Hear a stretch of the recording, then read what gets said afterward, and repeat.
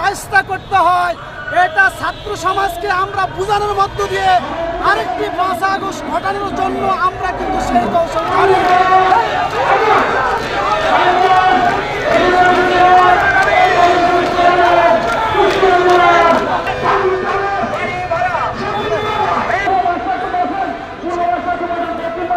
আমার 3টা সন্তান নিয়ে আমি আজকে আমার এই সমস্ত শিক্ষক, এরা আমার সন্তান তুল্য, আমার ভাই তুল্য, আমার সহকর্মী, এদেরকে ছাড়া এদেরকে নিয়ে আমি ক্লাসরুমে ফিরে যাব।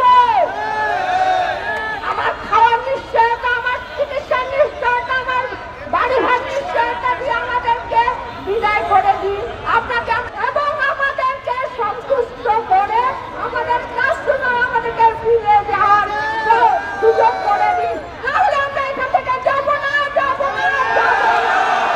পদ্মা সেতু, মেট্রো রেল এবং এলিভেটেড এক্সপ্রেসওয়ে নির্মাণের গর্বিত অংশীদার বসুন্ধরা সিমেন্ট।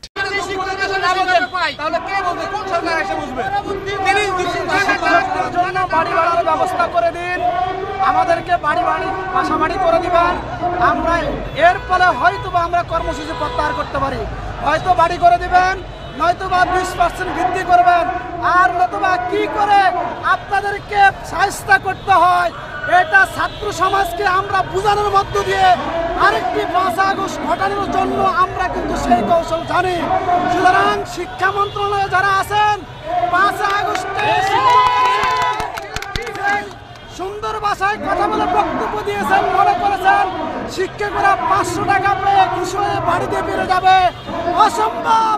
500 টাকা 20% বাস্তবায়ন ছাড়া সামনে থেকে যাওয়া